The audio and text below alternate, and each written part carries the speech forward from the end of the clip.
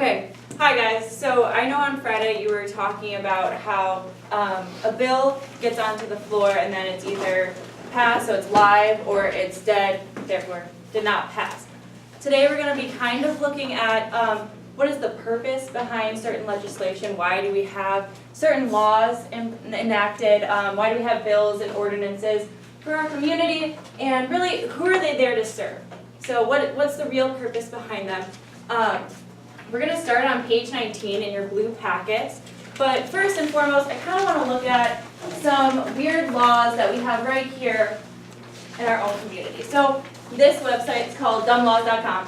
Pretty straightforward. But essentially, it's from the past and present state and local laws that are a little bizarre, but they're still there for a reason. We decided as a community, based on our values, that it's important to have something like kisses may last for no more than 5 minutes. So I know that seems strange, but what I want you to think about is maybe what were the values of Iowa City at the time, or Iowa, this could be a state law, we don't know, that would prompt us to pass something that says you may not kiss someone for more than 5 minutes. What's the purpose in behind doing something like that? What would our community value? Chastity. Maybe chastity, yeah. So that could be derived from something religious, saying it's unnecessary to publicly display affection because it takes away from some sense of morality. What about if you were in the hallway and you saw some kid from your math class with his girlfriend, and they were just in the hallway showing lots of affection to each other? How do you feel about that? A little weird? Makes you uncomfortable? Yeah. Yeah, so that's what we were discussing last hour too, that perhaps that could be something that people were just uncomfortable with at the time. They didn't want to do it, they didn't want to see it because of maybe morality, but also it was just unattractive, whatever that may be. Then you have something that, let's see, is a little bit more useful. Tanning bed facilities must warn of the risk of getting a sunburn. So we have ordinances that may sound silly, but it's for your own purpose of protecting yourself. Something to be aware of, that you can't say, well, I went to the tanning bed salon and I got burnt and it's your fault. Nope, now you're aware. So there's a purpose behind all of the ordinances that are passed, every law that is in our state. And we're going to look at the difference between a law, an ordinance, referendum, and initiative, and really who they're there to serve. So I'm going to switch over to PowerPoint now. Okay, and this is where your notes are going to start. We're going to start off at the top with state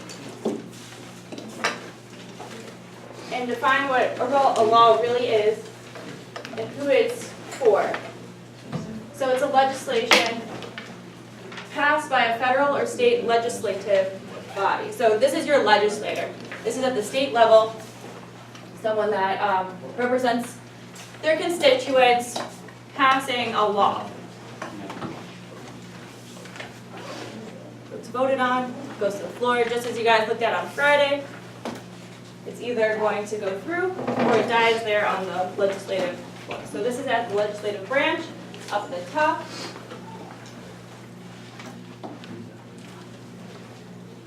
Then we go down to an ordinance. So a statute or regulation enacted by a city government or a city council.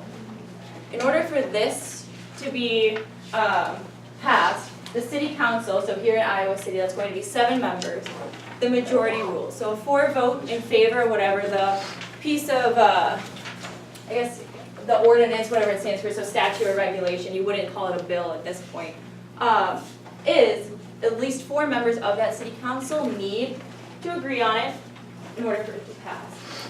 This is only the city level. So you might have heard of some city ordinances kind of in our area because they're unique to wherever you live. So in Iowa City, how many of you have heard about like the 21 ordinance or anything like that?